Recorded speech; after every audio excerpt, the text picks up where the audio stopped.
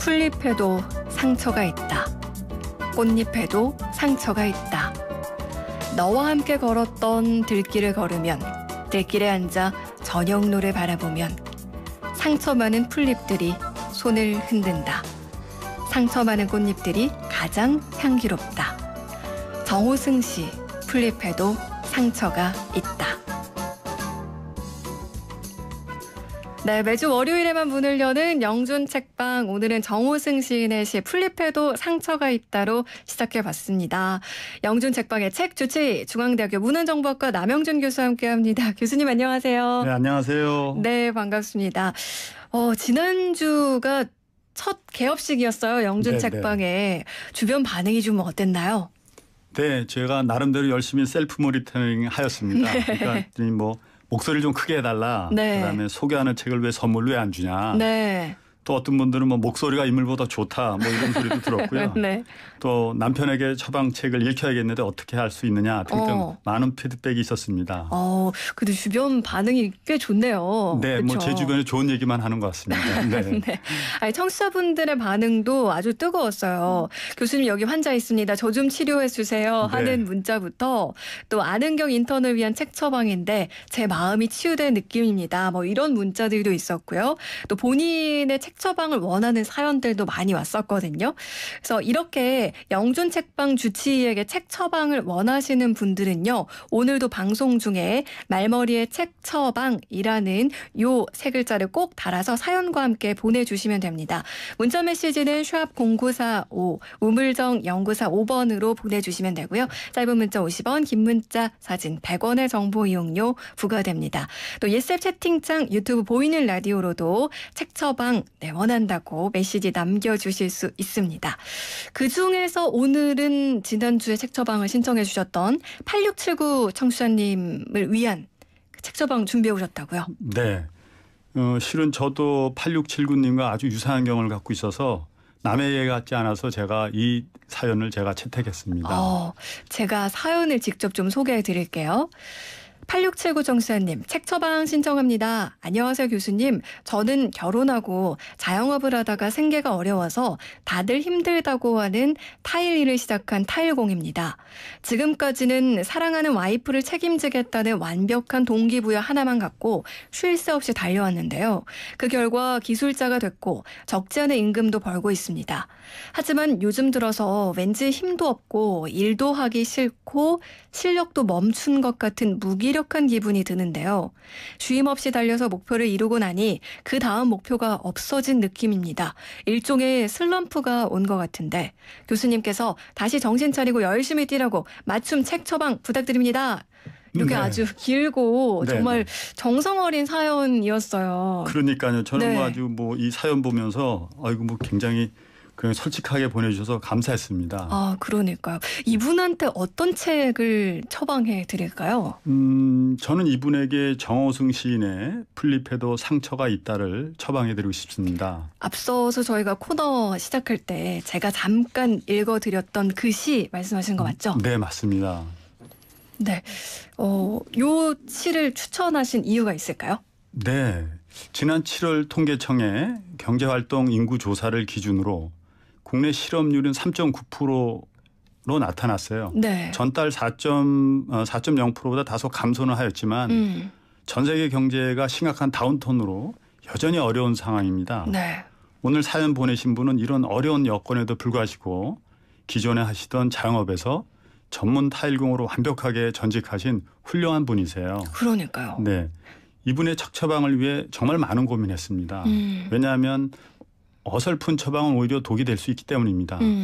사연 속에서 잘 드러나듯이 가족의 생계를 위해 정말 열심히 살아오셨고 틀림없이 지금도 앞으로도 열심히 살아가실 것이라고 믿어 의심치 않습니다만 지금 잠깐 심신이 많이 지치신 것 같아요. 그래서 제가 그 사연을 제가 채택하였습니다. 네.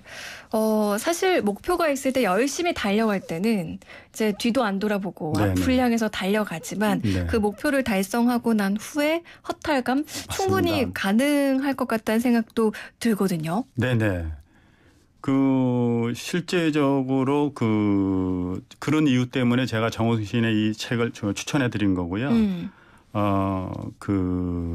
제가 정말 가족을 위해서 열심히 뛰어오신 거잖아요. 네. 그다음에 너무 열심히 달렸기 때문에 실은 이런 분들이 이제 조심하셔야 되는 점이 어떤 상황에 직면하게 되면 술, 담배 같이 건강을 해치는 것에 의지할 수 있어요. 이런 것은 피하셔야 합니다. 네. 그래서 많이 바쁘시겠지만 오늘 동네 도서관에 가셔서 영준 책방에서 처방한 책 처방의 시집을 빌려보시면 어떨까요?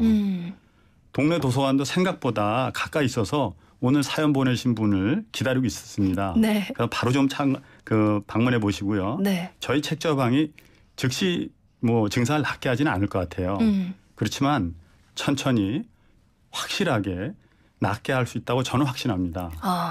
이 책 처방이라는 게 말씀하신 것처럼 보는 즉시 효과가 있는 그런 건 네네. 아닐 거라고 저도 생각이 들어요. 하지만 말씀하신 대로 천천히 확실하게 라는 네. 표현이 참 공감이 되는데 아마 앞으로 8679 청취자님께 이 책이 인생을 위한 예방주사가 되지 않을까 네. 이런 생각이 들거든요. 이 책을 좀 소개해 주실까요? 정호승 시인의 이제 이 시에서 나타난 거하고 사연 보내신 분의 생각 거의 저는 일치한다고 보는데요. 사연 보내신 분은 아내분과 열심히 달려오셨다고 사연을 보내셨잖아요. 네. 지금의 슬럼프는 좀 어찌 보면 행복하고 아름다운 내일, 즉 미래를 위한 상처 가운데 하나일 뿐이라고 저는 생각해요.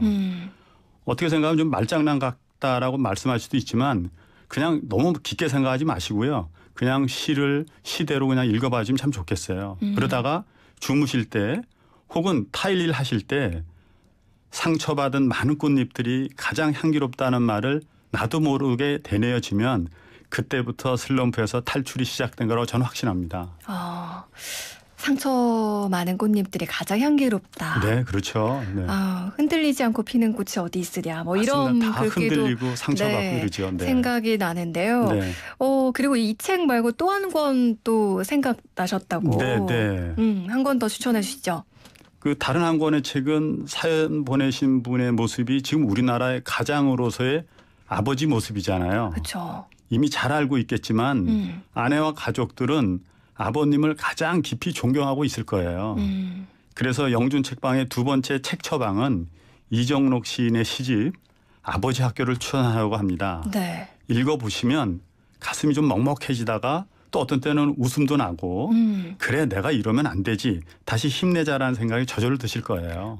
오늘은 또 시집을 네. 두 권 이렇게 추천을 해 주신데 네. 근데 시집이라서 그런 걸까요? 이 책을 한꺼번에 다 읽으면 안 된다고요? 네.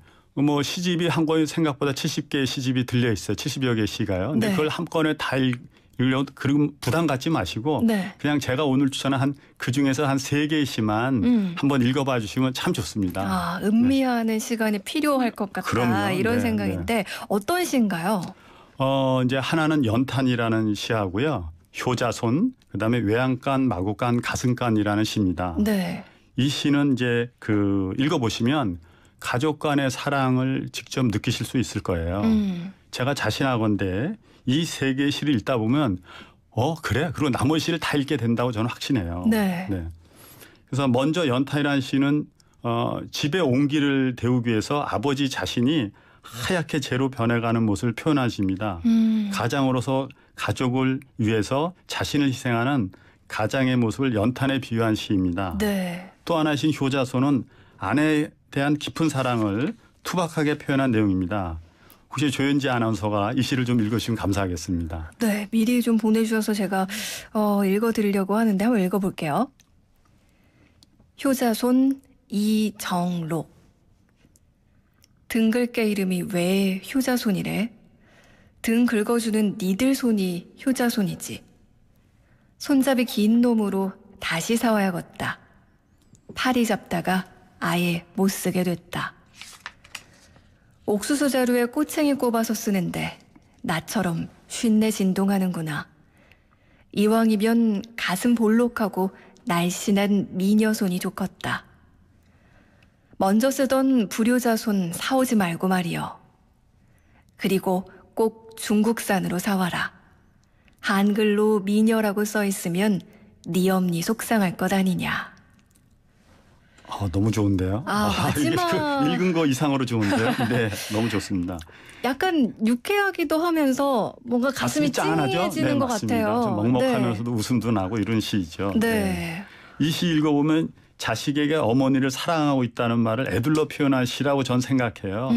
우리네 아버지들이 조금 무뚝뚝하여서 좀 아내나 자식에게 좋아한다는 표현을 잘 못하는 분들이 생각보다 많이 있더라고요. 네. 그렇지만 가족들은 이런 말씀을 잘 못하시더라도 아버지가 얼마나 우리를 사랑하고 있는지를 다 알고 있어요. 아들에게 내가 효자로서 고맙다라는 말도 있고요. 엄마를 속 깊이 사랑한다는 표현도 있어요. 그래서 이 사실을 아들 이종록 시인이 다 알고 있는 거죠. 실은 가족들은 아버지의 사랑을 노고를 다 알고 있다는 겁니다. 앞서서 이 시대 가장들을 위한 추천하는 시집이라고 얘기해 주셨는데 왠지 자식들도 꼭 한번 읽어봤으면 좋겠다. 네. 뭐 이런 생각도 드는 그런 시네요. 네. 세 번째 시가 외양간, 마구간, 가슴간이라는 시였어요. 네. 어떤 시인가요? 네, 이거는 정말 제가 개인적으로 굉장히 좋아하는 시고요. 네. 이 시집의 맨 마지막에 나와서 정말로 완전한 시라고 저는 생각해요. 개인적으로요. 네.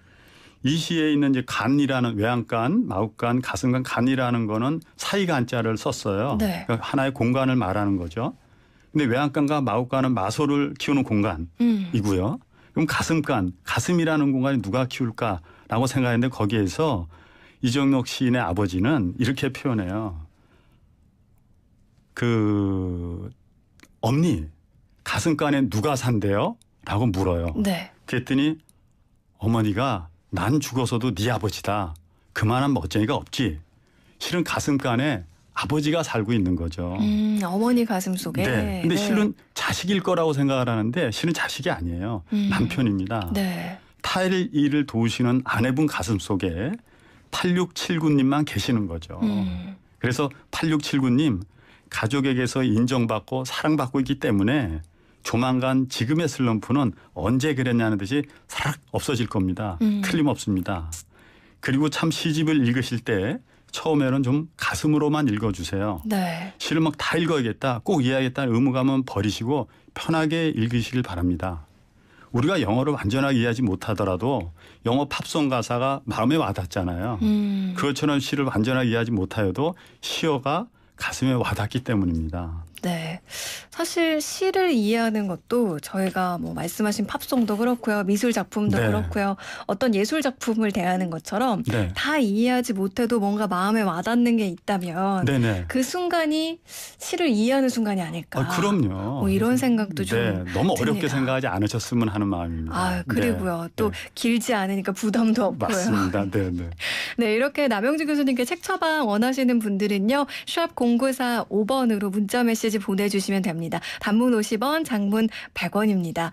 지금 김한구님께서 제 아이는 책을 많이 읽어줬는데 스스로는 책을 안 읽어요. 라고 이렇게 고민을 좀 보내주셨는데 이것도 저희가 한 책 처방 사연으로 받아도 될 것 같아요. 그럼요. 네. 아이에게 그렇게 읽히고 싶은 그런 책들이 있으시면 책 처방 사연으로 해서 보내주셔도 좋을 것 같고요.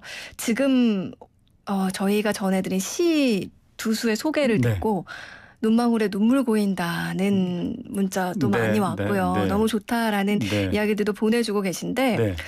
저희가 오늘 시간이 너무나 빨리 지나갔어요. 네, 선생님. 그렇죠. 네. 사실 저희가 영준책방의 특별부록 네. 재미있는 도서관 이야기를 좀 잠깐 해봐야 하는데 네. 요즘 도서관들이 예전하고는 좀 많이 달라지고 있다고요? 네.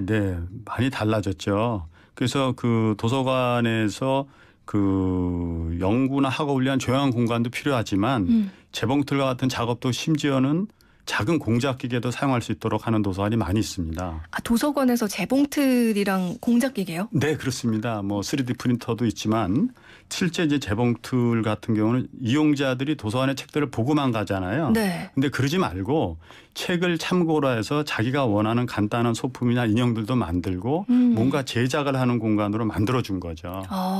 그래서 도서관이 변신하고 있습니다. 그러게요. 이제 우리가 눈으로 이제 배운 것들을 책으로 배운 것들을 실습해보는 네네. 그런 형태까지도 가게 된 건데 네. 그러면 좀 소음 같은 것도 많이 날 것 같기도 한데 이런 건 괜찮을까요? 네, 제가 뭐 간단하게 지난주에 이제 인천에 초대받아서 갔더니 인천시 교육감님이 자기가 쓰는 관사를 학생들에게 내놨어요. 도서관으로요. 근데 그 도서관에 추가하는 건 뭐냐면 책을 읽어라라는 것도 존재하지만 네. 학생들이 상상하는 모든 것을 다 해주자라는 걸로 바꿔놨더라고요. 그러니까 이제는 도서관에서 조용하게 책만 읽어라. 이런 것 가지고는 젊은 세대를 포함한 요즘 세대들은 도서관에 오질 않는 거죠. 네. 그래서 도서관에 와서 자기가 실제로 해보고 자기가 뭔가 만들어보고 창작의 공간으로 바꾸는 그런 게 요새 최근의 도서관의 모습입니다. 사실 솔직히 고백하자면 제가 도서관 가본 지가 정말 오래됐어요. 그래요? 그럼 아시는데. 이런 얘기를 들을 때마다 참 궁금해지기도 하고 신기하기도 한데요. 벌써 또 이렇게 인사 나눌 시간이 됐어요, 교수님. 이렇게 또 진심으로 이런 책 처방을 내려주시는 게 많은 청취자분들에게도 도움이 됐으면 좋겠다라는 생각이 듭니다. 네네. 매주 월요일에만 문을 여는 영준 책방 중앙대 남영준 교수님과 함께했습니다. 오늘 말씀 고맙습니다. 네, 감사합니다.